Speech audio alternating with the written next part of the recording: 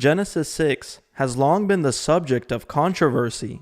The belief that angelic beings were able to take human wives and procreate with them, giving birth to giant beings known as the Nephilim, remains a controversial topic among many believers. In the book of Genesis, chapter 6, verse 4, it states that there were giants in the earth in those days, and also after that, when the sons of God came in unto the daughters of men, and they bare children to them, the same became mighty men which were of old, men of renown.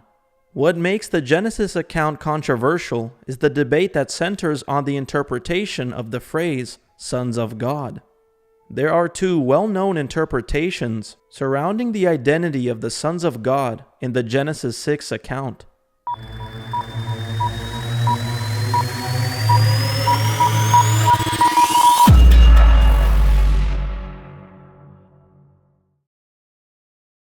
The newest view and often the most accepted interpretation in Western Christianity today is known as the Seth view. This view understands the sons of God as the descendants of Seth. In this interpretation, Seth's godly descendants were intoxicated by the beauty of women, thus marrying those who'd rejected God and embraced evil.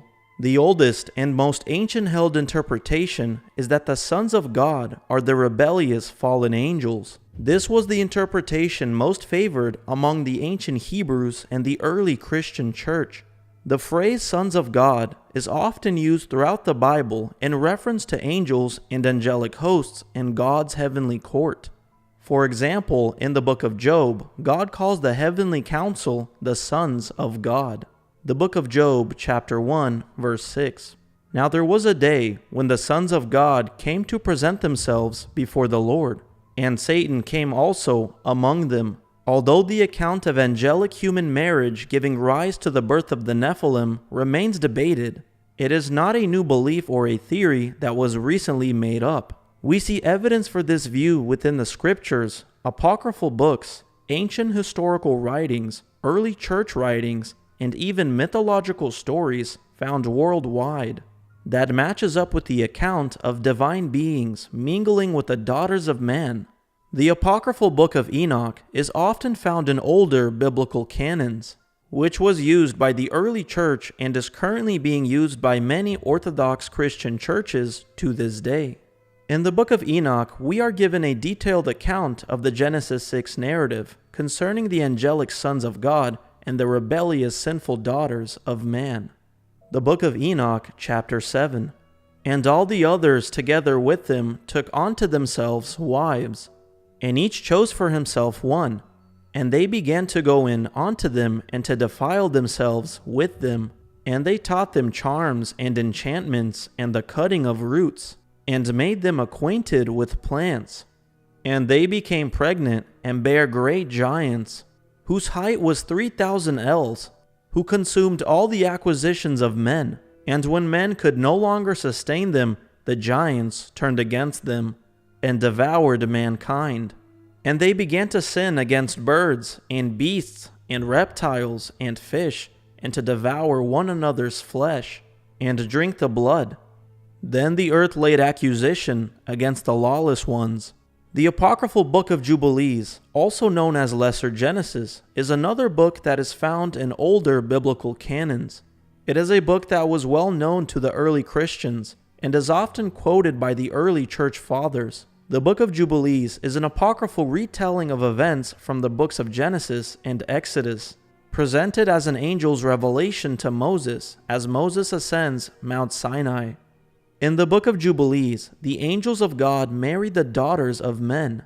This resulted in the corruption of all creation and the punishment of the rebellious fallen angels and their children, the Nephilim. The book of Jubilees, chapter 5. And it came to pass, when the children of men began to multiply on the face of the earth, and daughters were born unto them, that the angels of God saw them on a certain year of this Jubilee, that they were beautiful to look upon, and they took themselves wives of all whom they chose. And they bare unto them sons, and they were giants. Josephus Flavius was a Roman Jewish historian, priest, and also scholar.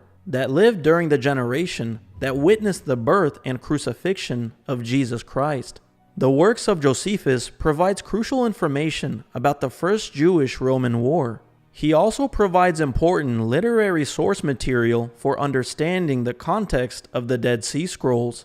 In his book, The Antiquities of the Jews, Josephus briefly but clearly lays out his understanding and belief that the sons of God were angels, and even compare their children, the Nephilim, to the Titans of Greek mythology. In The Antiquities of the Jews, chapter 3, Josephus states this: "For many angels of God accompanied with women, and beget sons that proved unjust, and despisers of all that was good, on account of the confidence they had in their own strength. For the tradition is that these men did what resembled the acts of those whom the Grecians call giants."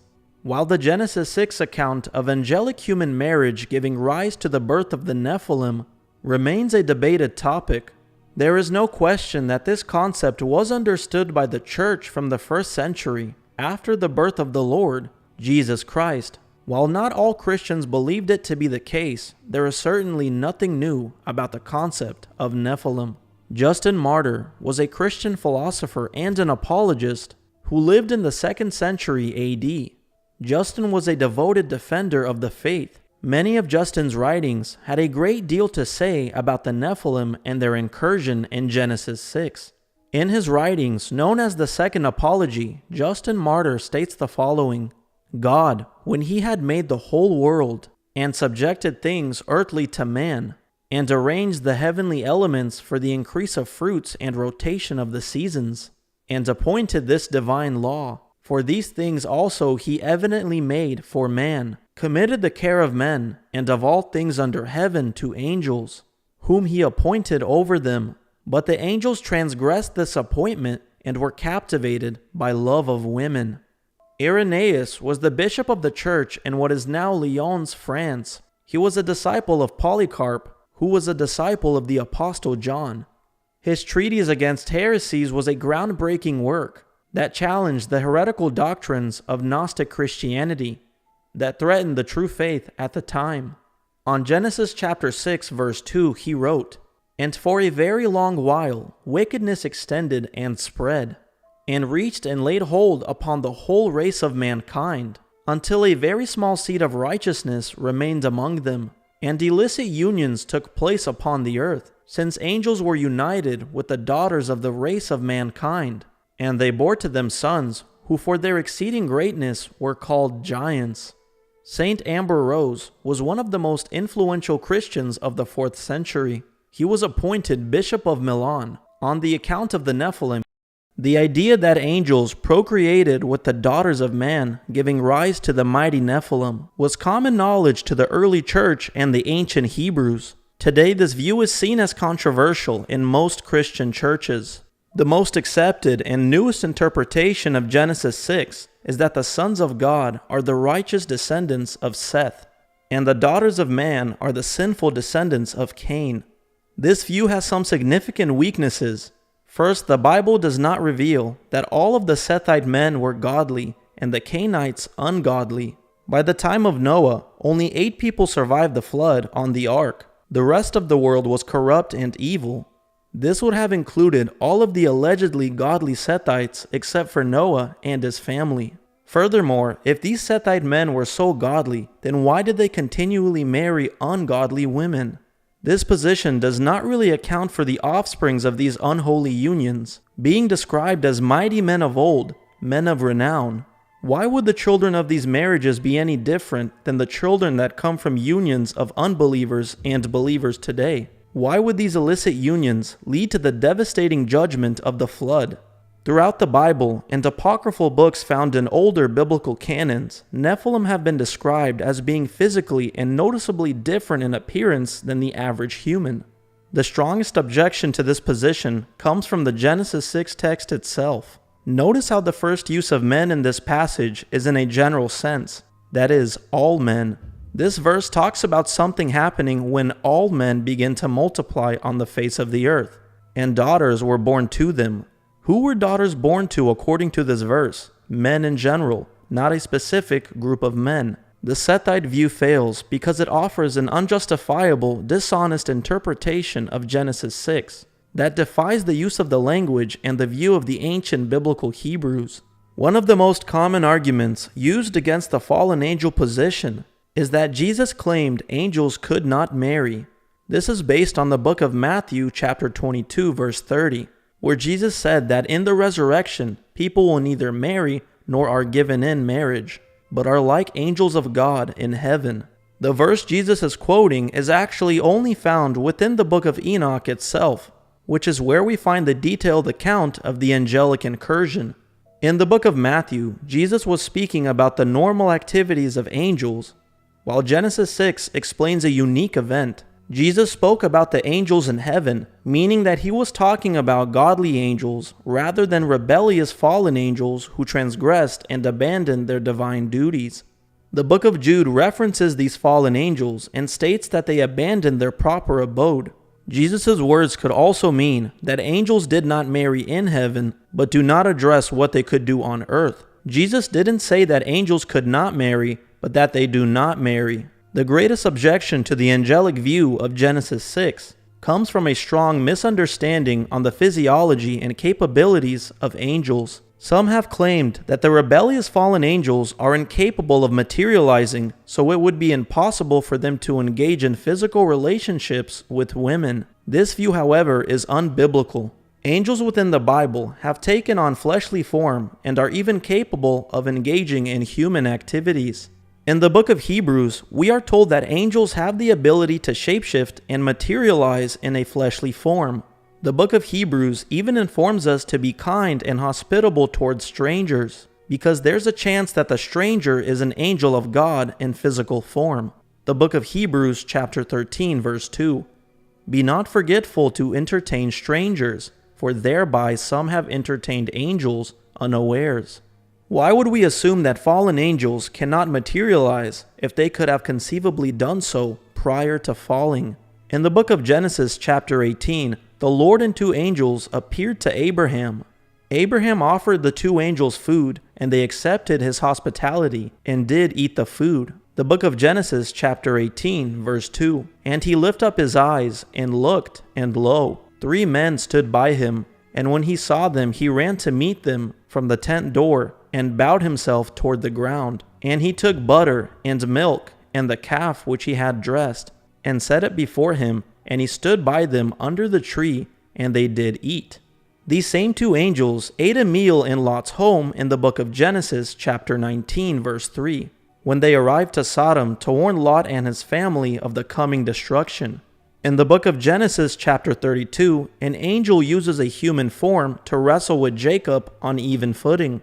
Angels can and have taken on fleshly form, whether it's in the form of a human being or another physical form.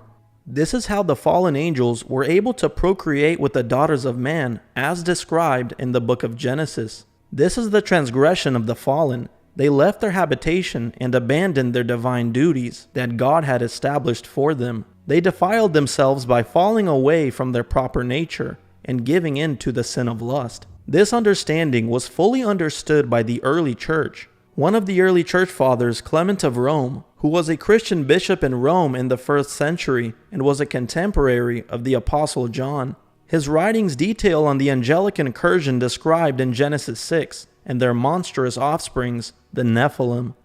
But when, having assumed these forms, they convicted as covetous those who stole them, and changed themselves into the nature of men, in order that, living holily, and showing the possibility of so living, they might subject the ungrateful to punishment. Yet having become in all respects men, they also partook of human lust, and being brought under its subjection, they fell into cohabitation with women, and being involved with them, and sunk into defilement altogether, emptied of their power, were unable to turn back to the first purity of their proper nature. Their members turned away from their fiery substance, for the fire itself being exhausted by the weight of lust, and changed into flesh, they trode the impious path downward. For they themselves, being fettered with bonds of flesh, were constrained and strongly bound. Wherefore they have no more been able to ascend into the heavens, The angelic rebellion and their sin of lust would explain every world myth, legend, and religious beliefs concerning gods and demigods. The biblical view connects the dots and provides the true history of the earth, while the pagan legends are a distortion of real events. The comparative myths concerning pagan gods are actually the fallen angels, and the children of the gods, the demigods, are the Nephilim.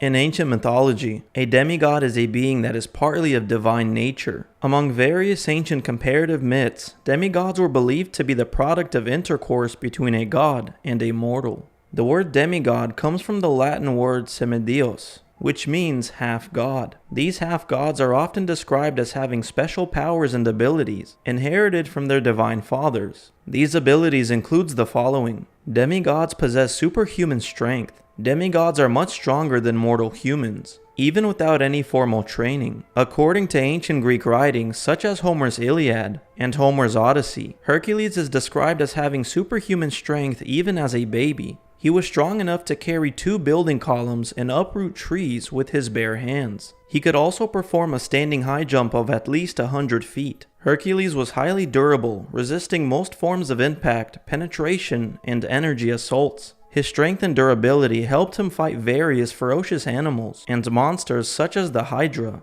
a many-headed serpent. The demigods were also known to possess superhuman speed. In Greek mythology, Hermes was the god of speed. He was anointed by Zeus as the messenger of the gods. Hermes was described as being the fastest out of all the Olympian gods, and was believed to have the ability to move as fast as the wind. Autolycus was a demigod and the son of Hermes, and a mortal woman by the name of Ione. Autolycus inherited a portion of his father's speed, making him much faster than the average human. Autolycus also inherited other abilities his father Hermes possessed, such as the art of theft, trickery, and illusion. Autolycus was a master of trickery and delusion who could not only change his own shape, but could also change the shape of items he stole so that they would forever remain undetected. He was also in possession of a helmet of invisibility that further helped him with his theft, trickery, and illusions. Demigods were known for their intelligence and wit, which surpassed the intelligence of the average mortal.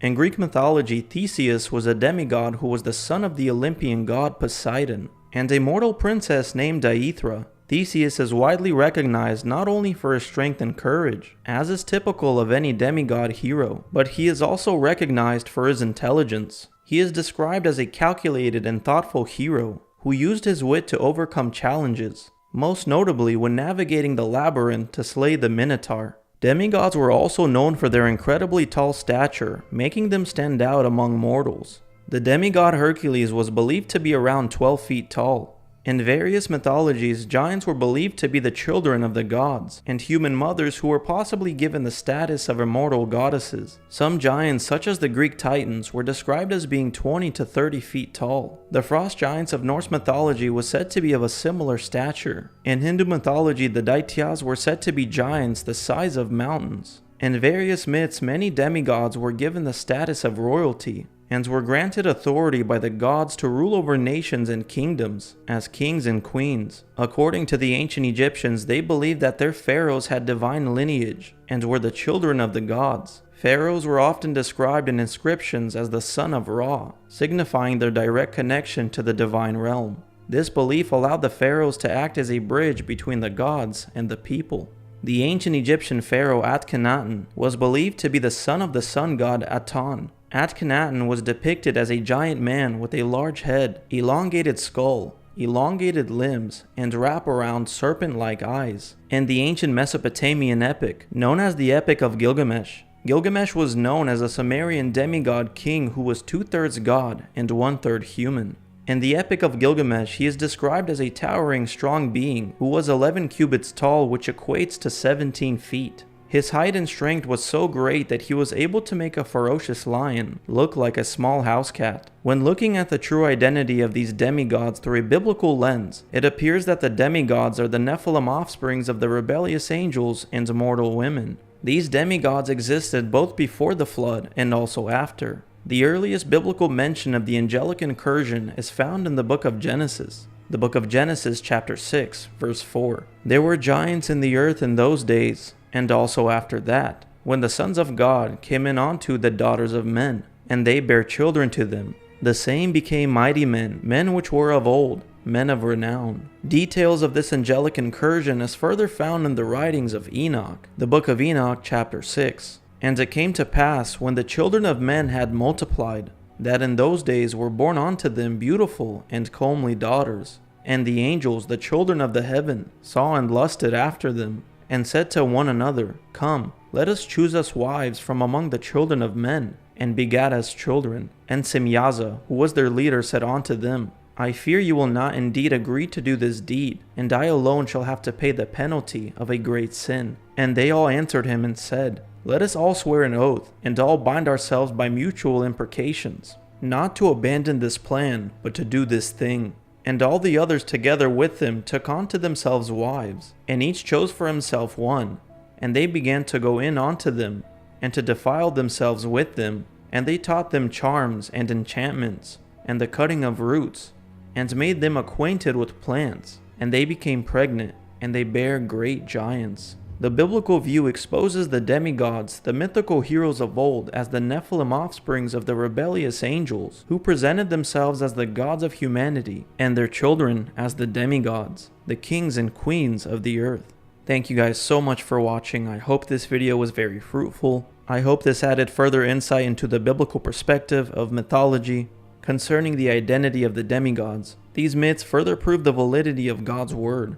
The rebellious angels as described in the Bible are the gods of old, and their children are the demigods. These gods of old came unto mortal women, the daughters of men, and had children with them, which were the Nephilim. Comparative mythology is the comparison of myths from various cultures in an attempt to identify shared themes and characteristics. The study of comparative myths provides insight into a common experience shared among ancient civilizations. A common shared belief among ancient pagan societies is that there existed gods that ruled from their abode in the heavens. This abode was known by many different names. To the ancient Greeks, the home of the gods was located on an acropolis on a heavenly mountain that levitated high above in the heavens, known as Mount Olympus, where Zeus ruled and conveyed with the gods in his starry court. To the ancient Egyptians, this was known as the sunboat of Ra, a solar ship that flew across the heavens which served as the vehicle in which the Egyptian gods traveled between their abode in the heavens and the earth.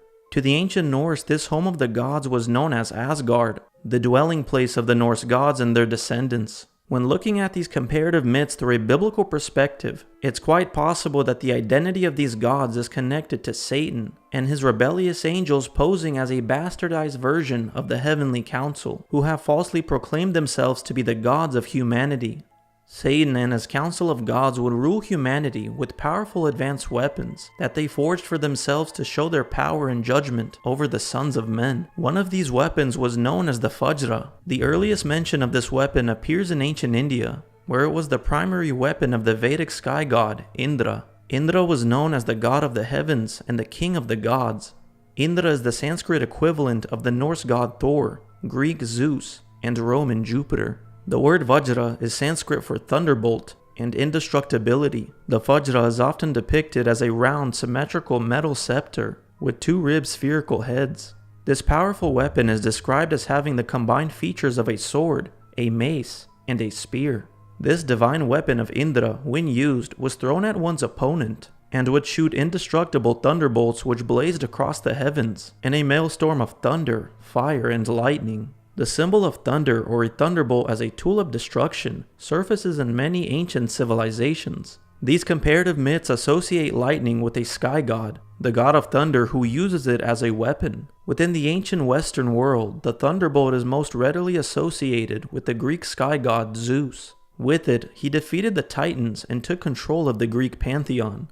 Greek mythology tells us that Zeus freed the Cyclops, the master builders who were imprisoned in the depths of the underworld, also known as Tartarus. In gratitude for their release, they forged a marvelous weapon for him, the thunderbolt. The earliest images of Zeus depict him holding a rod-like thunderbolt, while others show this deadly weapon with its ends splayed into 3 prongs, identical to the Vajra of Indra.